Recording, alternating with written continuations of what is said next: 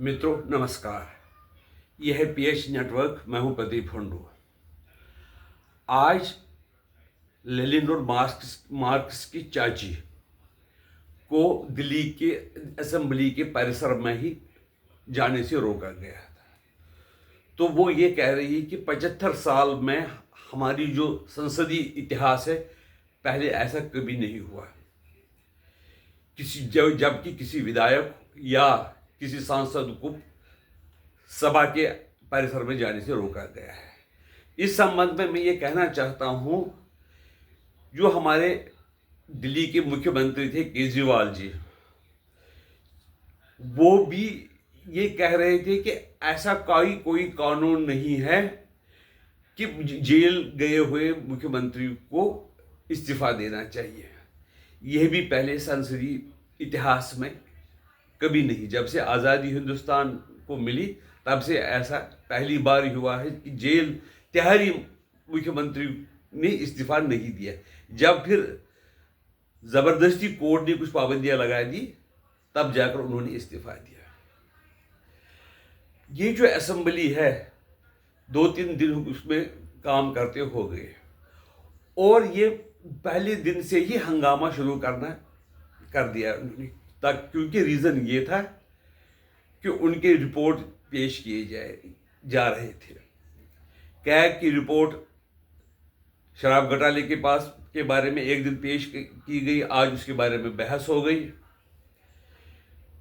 कल दूसरे घोटाले के बारे में रिपोर्ट पेश की जाएगी और उसकी बहस होगी।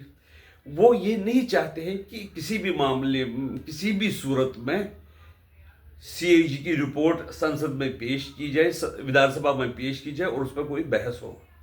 इसलिए वो बहाने बना रहे हैं। इस बार उन्होंने बहाना बनाया कि अंबेडकर जी का फोटो बीच में नहीं है, साइड पे है। अंबेडकर को ही साइड में क्यों नहीं लिखा? बाकी राष्ट्रपति का फोटो क्यों रखा है, प्रधानमंत्री का फोटो क्यों रखा है? खाली अंबेडकर जी का फोटो रखना चाहिए था। और कहा कि वो है ही नहीं, फोटो है ही नहीं उनका। अगर उनको दलितों से या अंबेडकर जी से इतना ही प्रेम था, अंबेडकर जी ने दलितों के लिए बहुत काम किया। आम आदमी पार्टी को चाहिए था कि वो जो प्रतिपक्ष का नेता है, एक दलित को बना देते। वो उन्होंने नहीं किया है। लोग उनकी जो चालाकियां हैं अब समझने लगे हैं। इनको लग रहा है कि हम धरना प्रदर्शन करके अपने फेवर में हवा बना देंगे, लेकिन यह पॉसिबल नहीं है।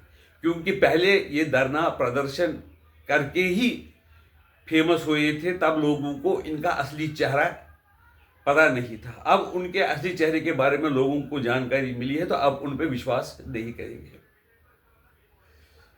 इसलिए ये अब बौखलाए हुए हैं। अच्छा, दूसरी बात ये आश्चर्य की, ये जो पार्टी के नेता है अरविंद केजरीवाल जी, वो बिल्कुल खामोश हो गए हैं। उनको भी बोलना चाहिए था, क्योंकि आम आदमी पार्टी के नेता थे और मुख्यमंत्री 10 साल रहे हैं, 9.5 साल रहे हैं दिल्ली के।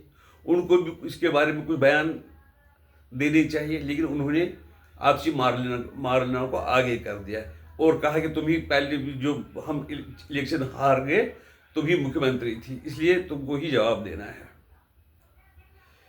लेकिन इससे होगा क्या? क्या इससे जो सीएजी की रिपोर्टें दब जाएगी? नहीं दबेंगी। कार्रवाई तो होना ही होना है। जो शराब घोटाले में सरकार ने, स्पीकर ने जो रिपोर्ट है पब्लिक अकाउंट्स कमेटी को भी भेजी और बाकी जो इन्वेस्टिगेटिव एजेंसीज हैं उनको भी भेजी है। क्या उनको कहा कि रिपोर्ट जल्दी से जल्दी पेश करें कि क्या हुआ है, क्या नहीं हुआ है। कल भी एक और घोटाले का ये करेंगे रिपोर्ट पेश, तो उससे क्या होगा कि इनको ऐसे ही बिजी रखेंगे और वो धरना किसी न कोई न बहाना करके धरना देते रहेंगे।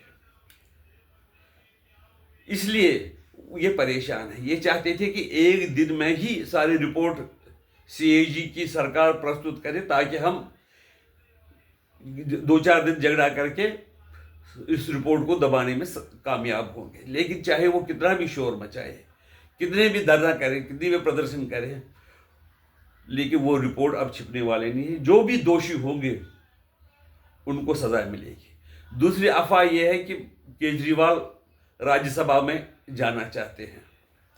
इसमें कितनी सच्चाई है अभी बता नहीं सकते हैं। अगर इसमें सच्चाई है तो इसका मतलब है कि वो पावर के बगैर नहीं रहना चाहते हैं, क्योंकि उनको शीश महल की आदत पड़ी है, इसलिए वो सरकारी सुख सुविधाओं के बगैर नहीं रह रहे हैं।